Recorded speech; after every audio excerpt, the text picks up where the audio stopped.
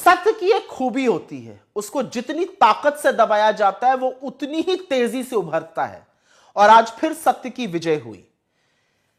National Herald case में नरेंद्र मोदी की दुर्भावना से ग्रसित राजनीति, उनकी सस्ती ओछी राजनीति, द्वेष और बदले की राजनीति, और जिस तरह से पॉलिटिकल विछंट किया गया कांग्रेस की लीडरशिप का पिछले 12 सालों में, वो पूरी तरह से बेनकाब हो चुका है। आज माननीय अदालत ने कहा कि ईडी का जो केस सोनिया जी और राहुल जी के खिलाफ है वो अवैध है और दुर्भावना से ग्रसित है। उन्होंने ये भी पाया, कोर्ट ने यह भी पाया कि ईडी का जो केस है उसके क्षेत्राधिकार से बाहर है, और क्योंकि जो मूल अपराध कहा जा रहा है उसमें एफआईआर ही नहीं हुई है, तो सारे ताश के पत्ते धराशायी हो जाते हैं, कोई केस ही नहीं है। यह क्या मामला है? यह मामला है एजेएल और यंग इंडियन का। एजेएल वो संस्था है जो नेशनल हेराल्ड छापती थी आजादी के टाइम पर, जो आजादी का प्रतीक था, हमारे आजादी के महानायकों का मुखपत्र था। इसकी स्थापना पंडित नेहरू, रफी अहमद किदवई, पुरुषोत्तम दास टंडन जी जैसे महानायकों ने करी। और जब इस पर वित्तीय संकट आया, जब लोगों की सैलरी, पेंशन, वीआरएस वगैरह नहीं हो पाया था, तो कांग्रेस पार्टी ने 100 ट्रांजैक्शन के माध्यम से, एक दो नहीं, 100 ट्रांजैक्शन के माध्यम से, आरटीजीएस, नेफ्ट, बैंक चेक के माध्यम से उसको करीब करीब 90 लाख का लोन दिया। और उस लोन के बदले जब आर्थिक संकट गहराया, जब कर्जा बना रहा, तो जो स्टैंडर्ड प्रैक्टिस होती है, कर्जे को इक्विटी, मतलब कर्जे को, डेट को इक्विटी, डेट को शेयर्स में ट्रांसफर किया जाता है, वो किया गया।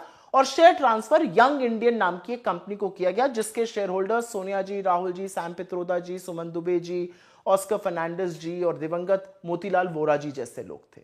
ये स्टैंडर्ड प्रैक्टिस है, सरकार रोज करवाती है, एनसीएलटी में करवाती है, आईबीसी में करवाती है, कॉर्पोरेट इंडिया इसको रोज करता है। यह किया गया। लेकिन क्या खासियत है यंग इंडियन की कि यंग इंडियन एक नॉट फॉर प्रॉफिट कंपनी है under section 25 of the companies act, section 8 of the new companies act. तो इसके मतलब है कि किसी भी शेयर होल्डर को एक नए पैसे का मुनाफा, एक नए पैसे का डिविडेंड, वहां से कोई फायदा नहीं मिल सकता है। तो ये कितना अद्भुत केस था, जहां पर एक पैसा नहीं मिला लेकिन मनी लॉन्ड्रिंग के चार्जेस लगे। यहां पर एक समझने वाली बात है, सुब्रमण्यम स्वामी ने तो चलिए द्वेष की भावना में एक केस किया, ईडी को इसमें 2021 में घुसाया गया, ईडी ने मनी लॉन्ड्रिंग के चार्जेस लगाए और उसको प्रूफ नहीं कर पाए। और इसी ईडी ने 2015 में यह राय दी थी कि इस केस में कोई तथ्य नहीं है, इस केस में कोई दम नहीं है, इसको बंद कर दिया गया था। फिर से नरेंद्र मोदी ने कुरेदा, इसको खुलवाया, द्वेष और एक दुर्भावना के तहत, और विछंट चालू करी। क्या क्या नहीं कहा गया, किस तरह के आरोप, किस तरह के लांछन नहीं लगाए गए, तथ्यों को जानते हुए भी। लेकिन वो सारे आरोप आज धराशायी होते हैं।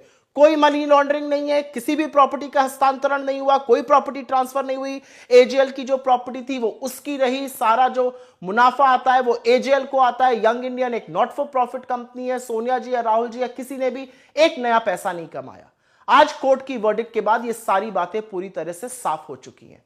तो आज माफी कौन मांगेगा? पिछले 12 सालों से जिस तरह की ओछी गंदी राजनीति की जा रही थी, जिस तरह की दुर्भावना से ग्रसित राजनीति की जा रही थी, द्वेष की, पॉलिटिकल विच हंट, मडस्लिंगिंग की जा रही थी, उसके लिए माफी कौन मांगेगा?